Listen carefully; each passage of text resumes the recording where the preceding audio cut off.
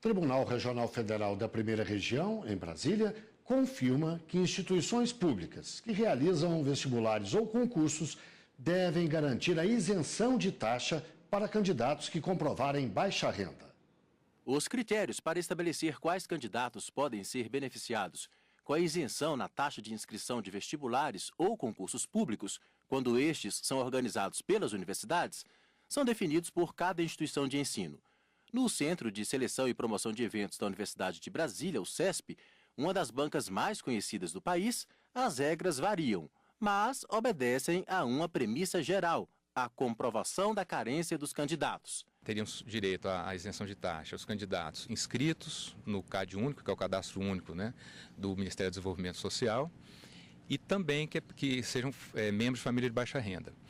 Normalmente, os documentos que ele tem que apresentar consistem basicamente no NIS, que é o número de identificação social dele, que é o que a gente verifica se realmente ele pertence ao CAD único, e uma declaração de próprio punho dizendo que ele é membro de família de baixa renda, conforme o decreto 6135. Mas aqueles que comprovadamente não têm condições financeiras de pagar pela participação em vestibulares ou concursos organizados por instituições públicas, nem sempre conseguem efetivar as inscrições com facilidade.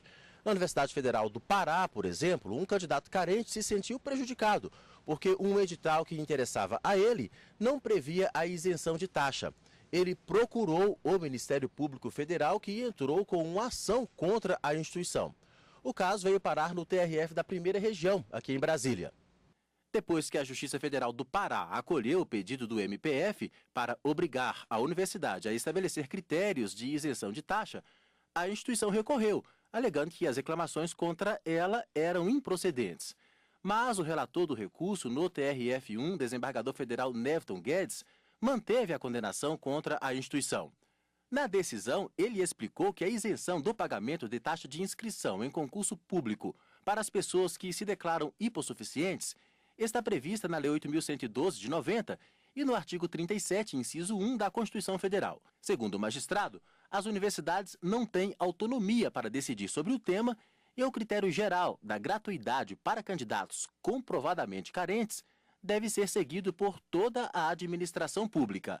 Esta especialista em Direito da Educação explica que, apesar de a maior parte das instituições e centros de seleção pública praticar a isenção de taxa, vez e outra, candidatos se veem prejudicados por demasiadas exigências de comprovações ou pelo fato de os editais não serem claros.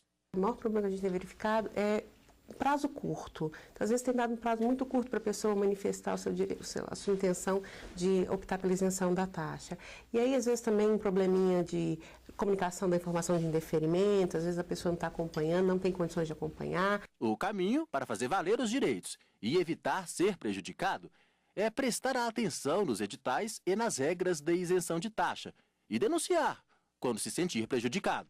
Assim que sai o edital, tem possibilidade de impugnação. Então, essa impugnação pode ser feita por uma pessoa, por um grupo de pessoas, direto na instituição que lançou o edital. Se na hora de eu fazer a inscrição, meu pedido foi indeferido, individualmente, eu posso procurar a Defensoria Pública, mas tem que ser muito rápido, porque depois que o concurso engrenar, vai ser muito difícil conseguir uma decisão que ele coloque lá no concurso, principalmente se a prova já tiver ocorrido ou perto de ocorrer. E se for uma falha geral do edital, que não foi corrigida através da impugnação, o Ministério Público tem a condição de entrar com a ação civil pública e promover a possibilidade da isenção ser concedida em nível geral.